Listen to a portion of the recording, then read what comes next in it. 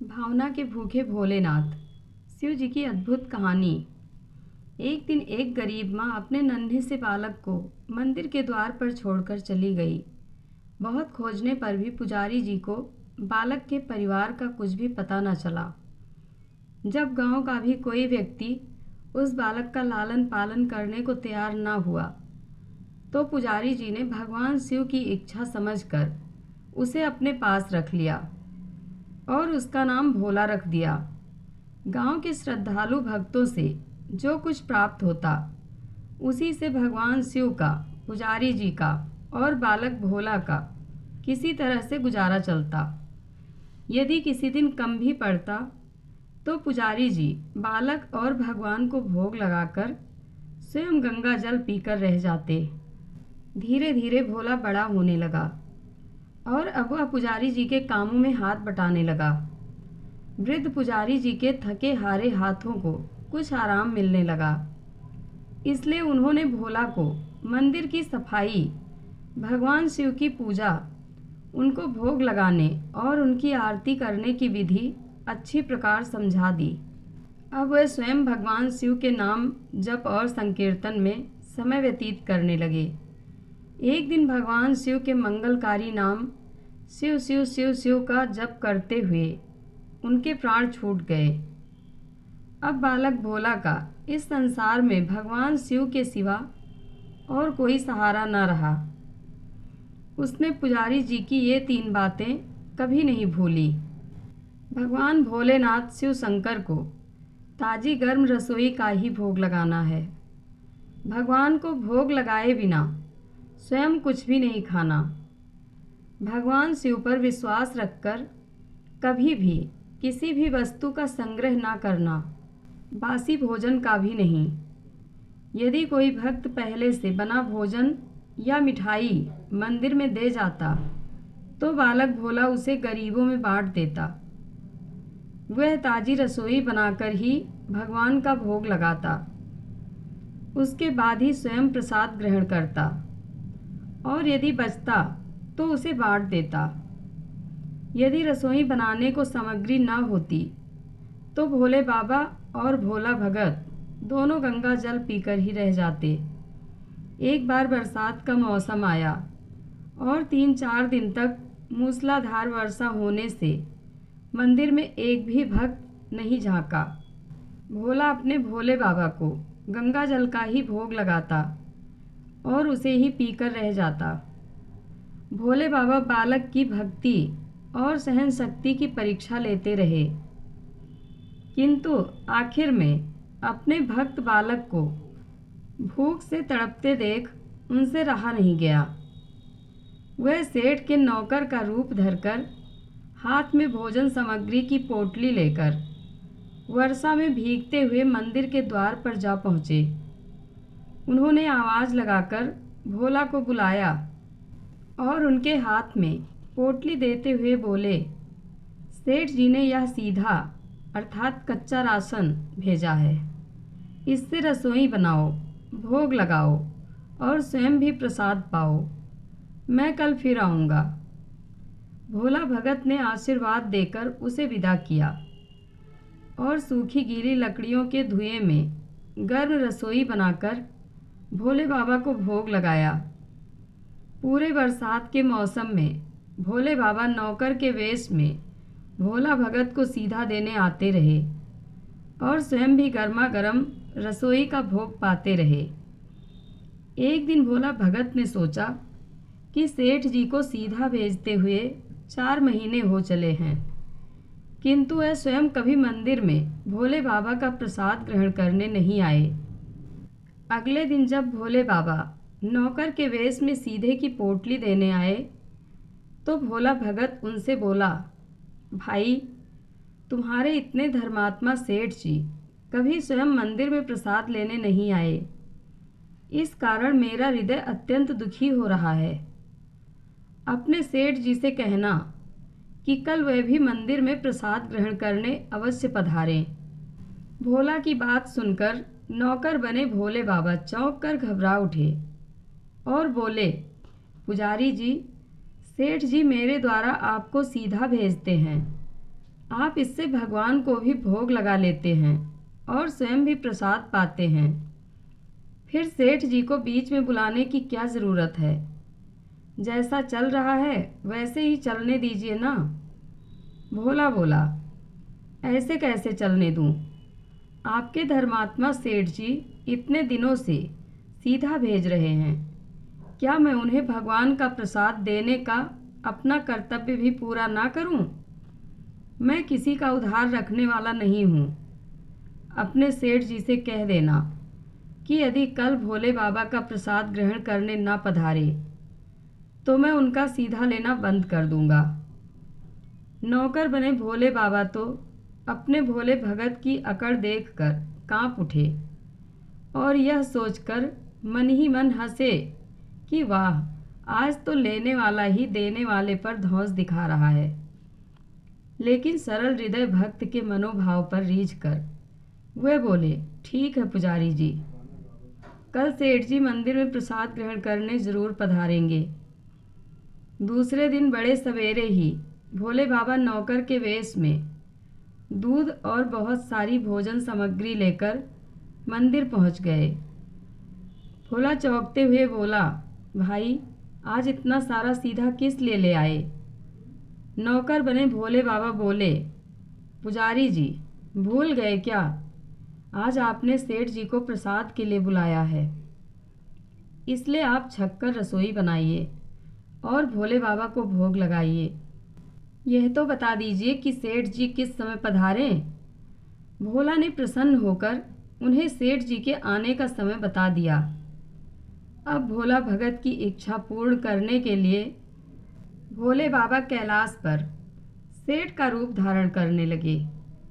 इधर अपने स्वामी को एक प्यारे भक्त के यहाँ जीमने जाने का समाचार सुनकर ममतामयी अन्नपूर्णा माँ पार्वती भी भला कैसे पीछे रहती।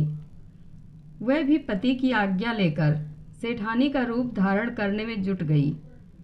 भोले बाबा ने अपने गले में मुंडों की माला उतार दी, शरीर पर लगी भस्म, कमर पर पहना हुआ बाघांबर और बाहों और कानों में पहने सांपों के हार भी उतार कर रख दिए।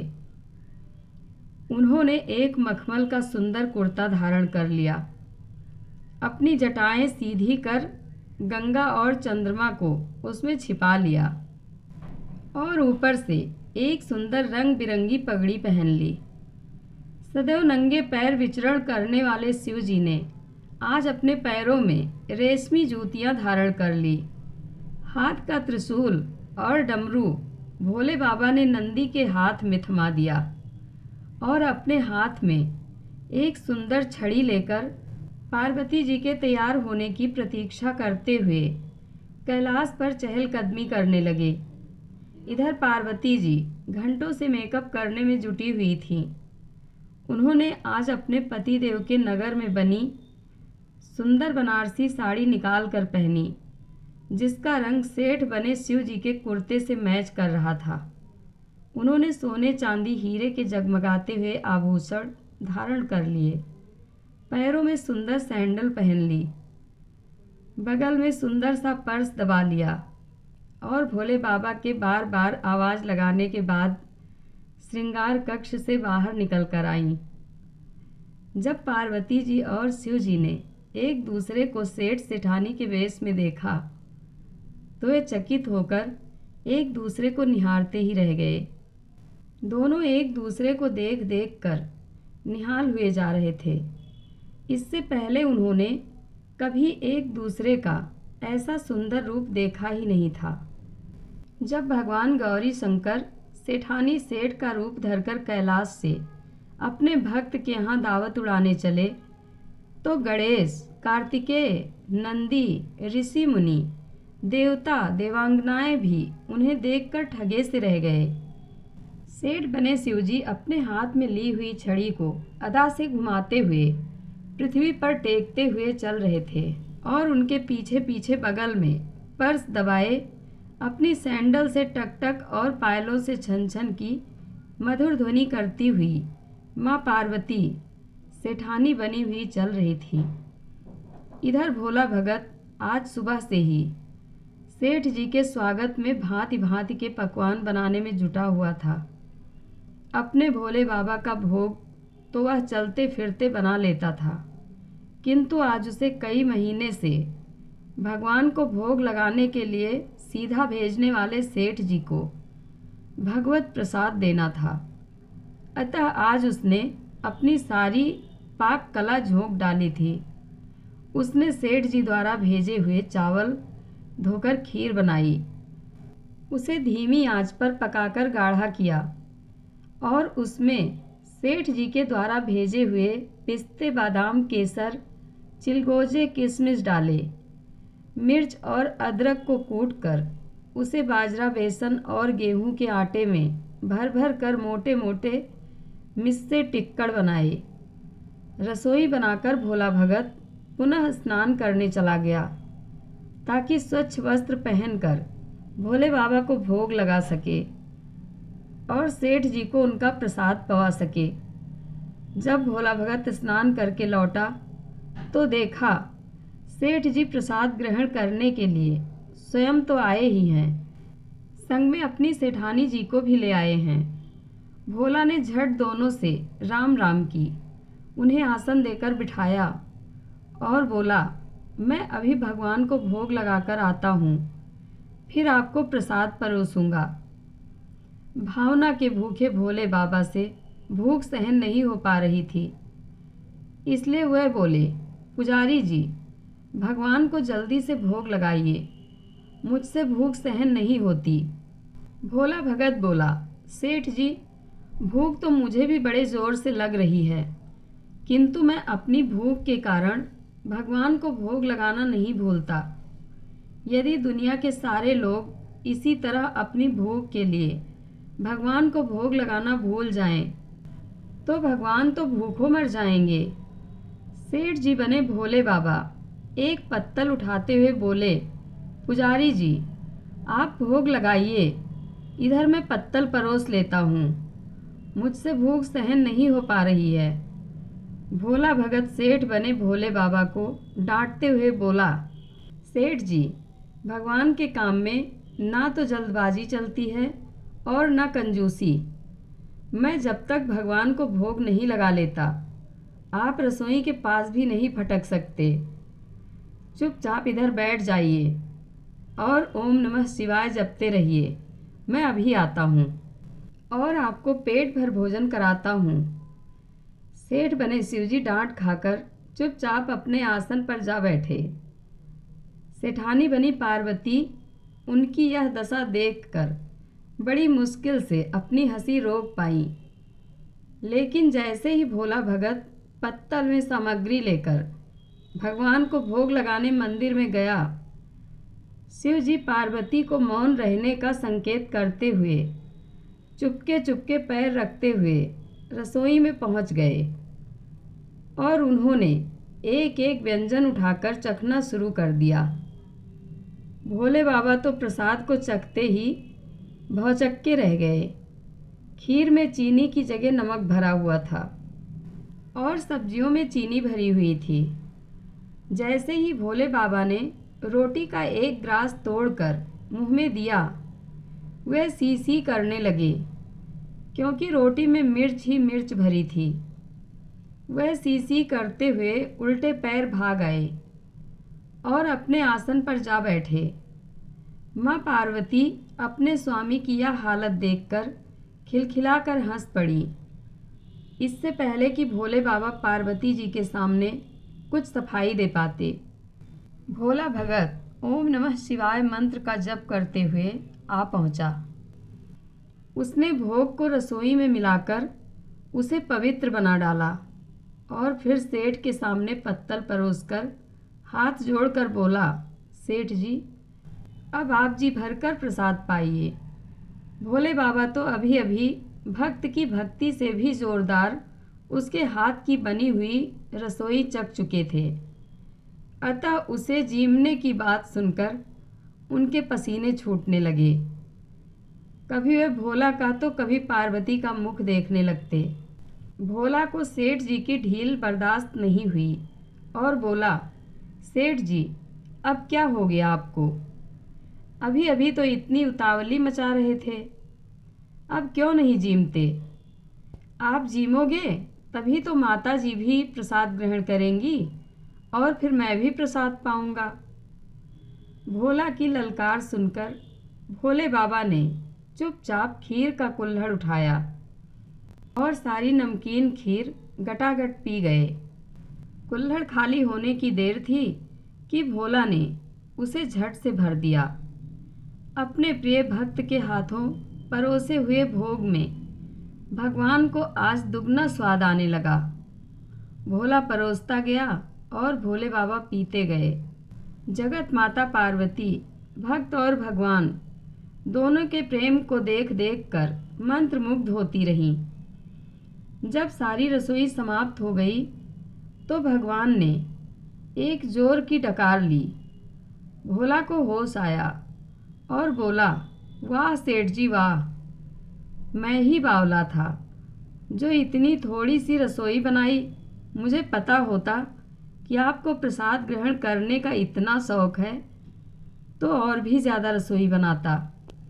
भोले बाबा अपने पेट पर हाथ फेरते हुए सेठानी बनी पार्वती जी की ओर मुस्कुराकर देखते हुए बोले, पुजारी जी, मैं इतना रोज कहाँ खाता हूँ, किंतु आज प्रसाद इतना स्वादिष्ट बना था कि अपने पर वश ही नहीं रहा और खाता ही चला गया। किंतु तभी भोला भक्त रुआंसा होकर बोला, सेठ जी, वह तो आपने ठीक किया, लेकिन माता जी तो भूखी ही रह गईं। ममतामयी पार्वती माँ से भोला का रुआंसा मुख देखा नहीं गया। उन्होंने बची हुई खीर की 4 बूंदें अपने कंठ में टपका ली। भोले बाबा द्वारा भोग लगाने से प्रसाद में अद्भुत अलौकिक स्वाद भर गया था। ऐसी सुगंधित और मीठी खीर चखकर माँ जगत जननी का कंठ तृप्त हो गया और उनके तृप्त होते ही सृष्टि का प्रत्येक प्राणी तृप्त हो गया। भोला भगत बोला, सेठ जी, आपने और माता जी ने प्रसाद ग्रहण कर लिया, इससे मुझे अत्यंत संतोष हुआ है। समझ लीजिए कि आप दोनों द्वारा प्रसाद ग्रहण करने से मेरा भी पेट भर गया। मेरी तो वैसे ही महीने में 4-4 एकादशी हो जाती है, किंतु मैं भी एक दाना ले ही लेता हूँ, जिससे कि भोले बाबा के प्रसाद का अनादर ना हो। यह कहकर जैसे ही भोला ने खीर के पात्र में लगा चावल का एक दाना उठाकर अपने कंठ में डाला, उनकी जन्म जन्मांतर की भूख प्यास मिट गई और समस्त वासनाओं और इच्छाओं की तृप्ति हो गई। उसके ज्ञान के नेत्र खुल गए और उसने देखा कि उसके सन्मुख त्रिलोकीनाथ भगवान शंकर और जगत जननी माँ पार्वती आशीर्वाद की मुद्रा में मुस्कुराते हुए खड़े हैं। भोला दौड़कर उनके चरणों में लौट गया और उन्हीं में समा गया। जय शिव पार्वती। कथा अच्छी लगे तो कमेंट बॉक्स में अपनी राय ज़रूर दें। धन्यवाद।